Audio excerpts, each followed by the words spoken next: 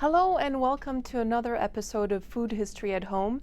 Today we will show you how to make and can sauerkraut. Sauerkraut has its origin in Asia, where it was eaten by laborers building the Great Wall of China more than 2,000 years ago.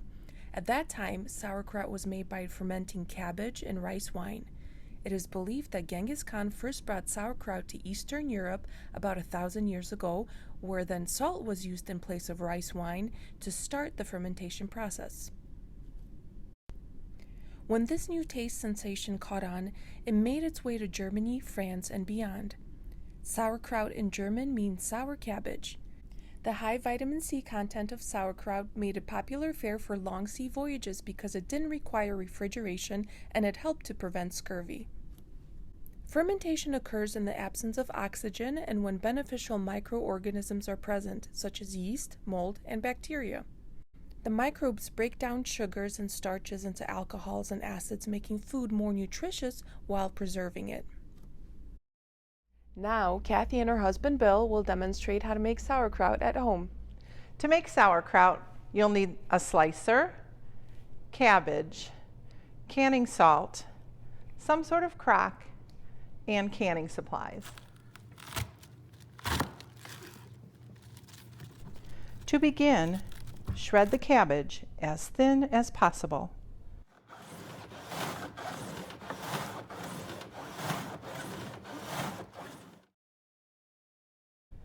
Add salt and mix well.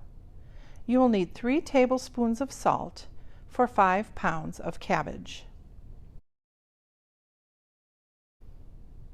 Pack the salted cabbage into a crock until the juices begin to release.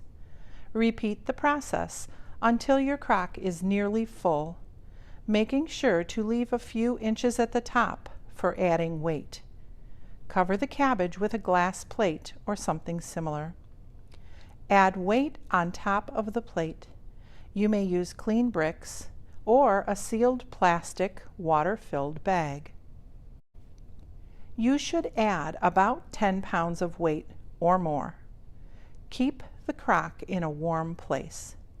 The warmer the conditions, the faster the fermentation will progress. After about 4 or 5 weeks, begin to taste a small sample of the sauerkraut. When the sauerkraut is to your liking, it is time for canning. Pack the kraut into prepared jars, leaving a ½ inch of headroom in each jar. Using a plastic stick, go around each jar to get rid of air bubbles. Wipe the jar rim and add a lid and ring. Hand tighten each ring. Lower the jars in a large pot of water and boil them, uninterrupted, following the recommended timeline included with the canning jars.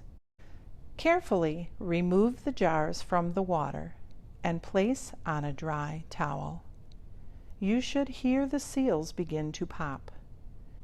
If the bubble is down, you have a good seal.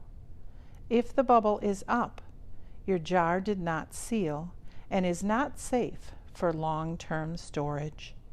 Store the sealed jars in a cool, dry place. Enjoy your sauerkraut. Preserving food in glass containers was invented in 1809 by Nicolas Appert, a Frenchman who received about 12,000 francs or $4,000 from the French government for his discovery, and in 1815 commercial glass jar canning was started. Many people familiar with the Mason type of jar think that it was invented by Mason, but that is not the case. John Landis Mason discovered the zinc screw cap for those types of jars, and it had nothing to do with the production of the glass container. In 1886, the 5 Ball brothers built the Ball Brothers Glass Company in Buffalo, New York. They relocated to Muncie, Indiana, after the factory at the original location was burned in 1887.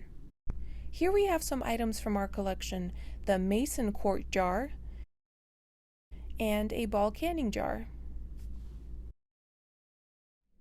Thank you, Kathy and Bill, for their demonstration, and thank you for joining us today. Come back in 2 weeks for the final episode of Food History at Home as we visit with Jan Bossman and talk about her book, Memories of Family, Friends, and Food.